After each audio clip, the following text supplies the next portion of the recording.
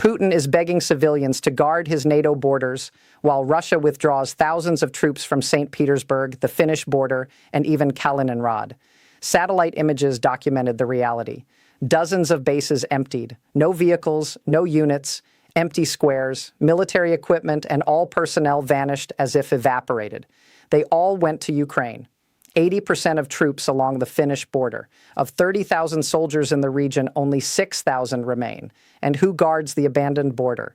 The governor of Karelia announced the formation of volunteer civilian militias, people who know the terrain to assist border guards. A country claiming to be a nuclear superpower was forced to defend its NATO border with volunteer civilians.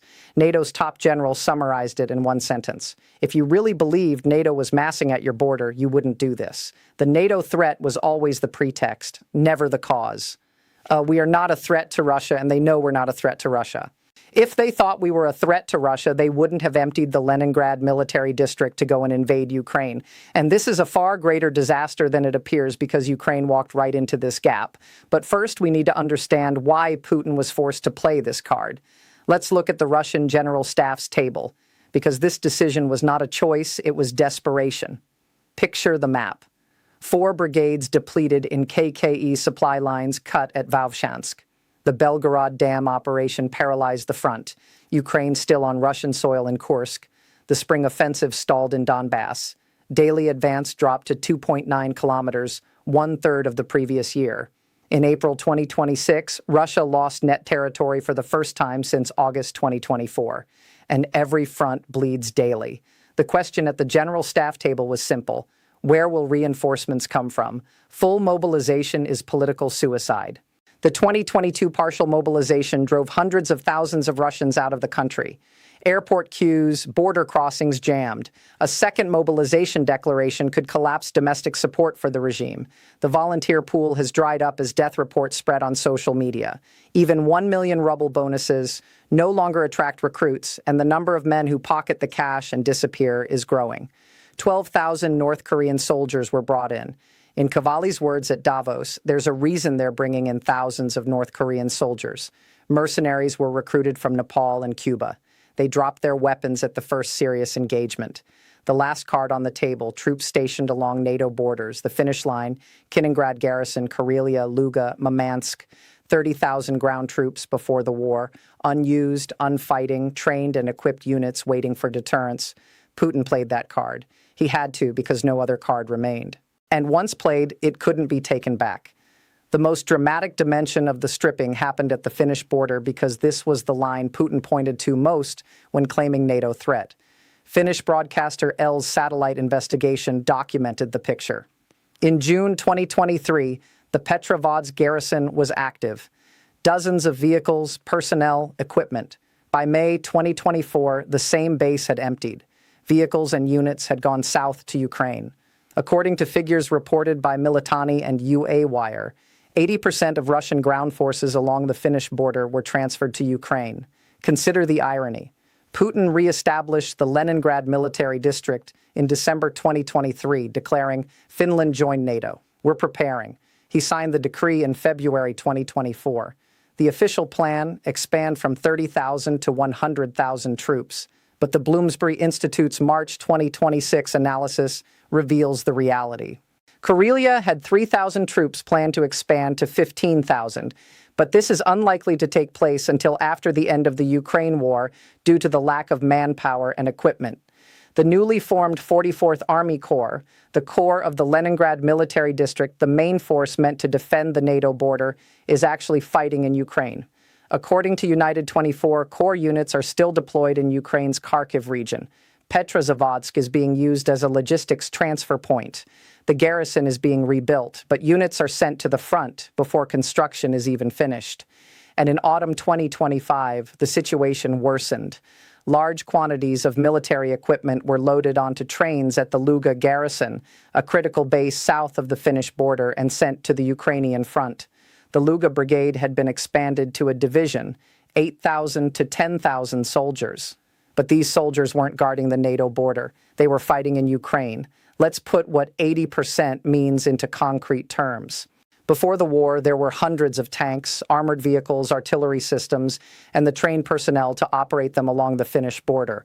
Now, perhaps a handful of those tanks remain, and even those are poorly maintained. The most valuable units along the NATO border, elite forces designed as the vanguard for a potential NATO conflict, according to European officials, suffered 30 to 40% casualties in Ukraine.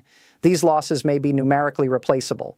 But the loss of experienced officers and specialized personnel takes years, and the context of the volunteer militias we mentioned in the introduction becomes clear here. Because the real soldiers left, the governor of Karelia was forced to announce the formation of civilian volunteer squads in October 2025. At the same time, Finland was conducting border exercises with 15,000 troops, while Russia was trying to guard its border with people who know the terrain. This asymmetry alone is the summary of the entire picture. While the Finnish border was being stripped, Kaliningrad was being emptied more quietly, but even more dangerously. Kaliningrad, a piece of Russian territory wedged between Poland and Lithuania, completely cut off from the mainland.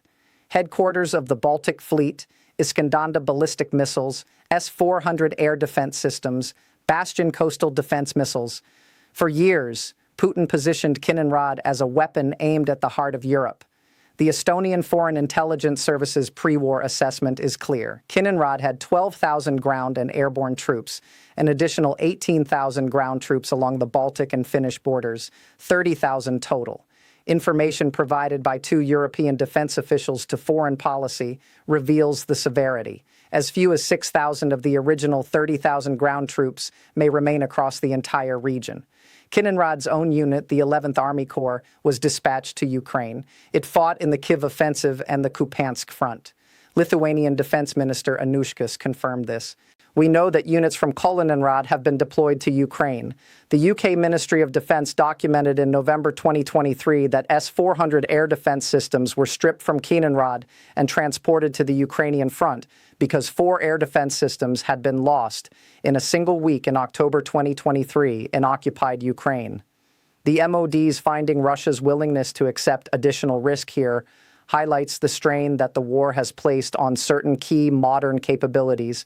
And the International Crisis Group's analysis, published just 3 days ago, registers the situation. Russia announced it was bringing back the Leningrad military district, but has completed only the first phase of recruitment despite plans to finish the process by the end of 2025. And it has sent no fresh troops to the semi-exclave. On paper, there's a plan. In reality, there's a void. Moreover, the strategic equation has completely changed. Finland and Sweden joined NATO. The Baltic Sea effectively became a NATO lake. Gotland Island is 200 meters from Kaliningrad. The Suwalkuli corridor, once NATO's most vulnerable point where Russia could cut off the Baltic states, now has strengthened NATO presence on both sides. Combat groups in Poland and Lithuania expanded to brigade size with 22,000 NATO ground troops in the region. Putin used Kaliningrad as a threat to Europe. Now Kaliningrad itself is under threat. Weapons remain, but there are no soldiers to use them. And the ICG report published 3 days ago puts the final point. No fresh troops have been sent. And now the most ruthless part of the story. Ukraine saw this gap and exploited it systematically. Putin stripped the Leningrad region. Air defenses withdrawn, garrisons weakened, and Ukraine targeted the most critical economic infrastructure in the now defenseless region, Baltic oil ports. Primorsk and Ust-Luga together, they export 2 million barrels of crude oil per day, the lifeline of Russia's war budget. Ust-Luga exported 32.9 million tons in 2025. Primorsk, 16.8 million tons, and both are in a region whose defenses have been stripped. In September 2025, Primorsk took the first major hit. In March 2026, Ust-Luga was struck 5 times in 10 days. Transf Baltica facilities, at least 3 storage tanks hit directly. The same night, Primorsk was also struck. NASA satellite data confirmed simultaneous fires at both ports. In April, Ust-Luga again crude oil loading terminal damaged. And in May 2026, a Karakurt-class missile ship, patrol boat, and Shadow fleet tanker were hit at Primorsk. Zelensky announced successful destruction. Euromaidan Press's analysis is explicit about the intent. Kiev is trying to destroy these ports beyond repair. The Feodosia terminal in Crimea serves as precedent. ISW assessed Russia will never be able to repair it. Leningrad Governor Drusenko admitted in April 2026. In the first quarter of 2026, 243 enemy UAVs were downed in our region. We have the longest border with NATO countries. Our region is no longer just a border zone, it is a frontline zone. Pulo Airport was shut down repeatedly. St. Petersburg is no longer safe. And here the vicious cycle closes. Putin stripped the borders to Ukraine, walked into the gap, struck the ports. Oil revenue dropped, war budget tightened, more troops needed at the front, more borders stripped, more gaps, more strikes. The blanket metaphor, pull it right and the left side opens, pull it left and the right side opens. And with every pull, the blanket tears a little more. And when these ports' revenue is cut, the money feeding the front shrinks. Less ammunition, less fuel, fewer reinforcements. Fewer reinforcements means more casualties. More casualties means pulling more troops from the borders. War has spread across a 4,000-kilometer zone, from Donbass to St. Petersburg, from the Black Sea to the Baltic, from Moscow to the Urals. Putin doesn't have the resources to feed all these fronts because he's already exhausting those resources by shuttling them from one front to another. NATO is watching this picture, and what it sees is contradictory. On one hand, Russia is not currently in a position to attack NATO. Cavoli was clear at Davos. I don't see major breakthrough potential. This is a military assessment, Carnegie analyst Kaufman. Small-scale operations 2 to 3 years after the war. Large-scale conventional offensive 7 to 10 years. Elite units suffered 30 to 40% casualties. Lithuanian intelligence confirms Kaliningrad is partially degraded but still operational. Naval and air components in place but ground forces gone. The war has weakened Russia against NATO.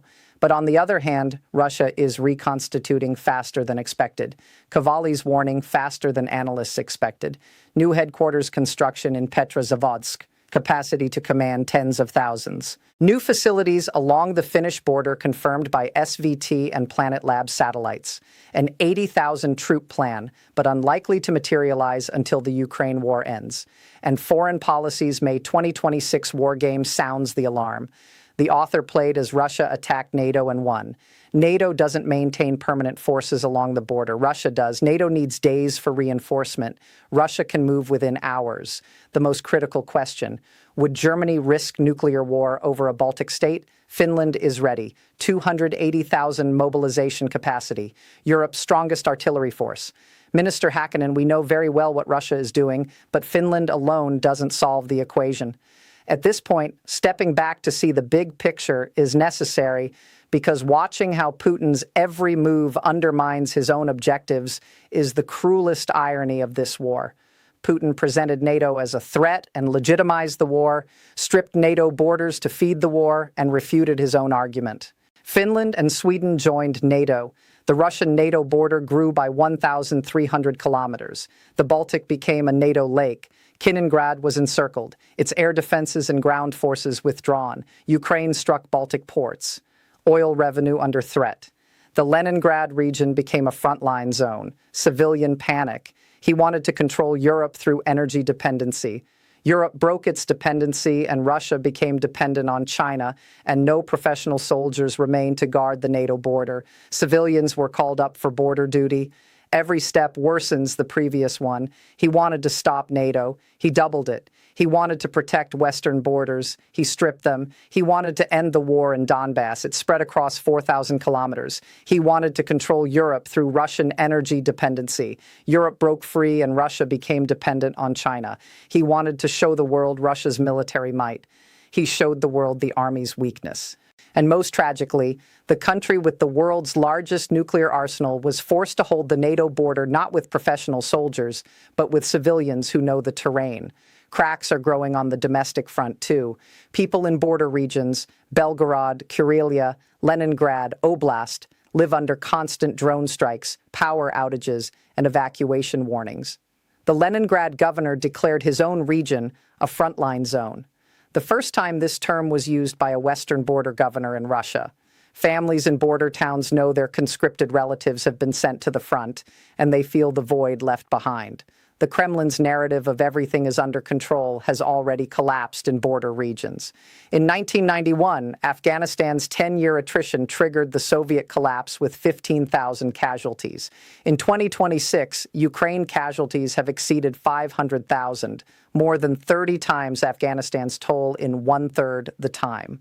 In 1991, Soviet military districts collapsed.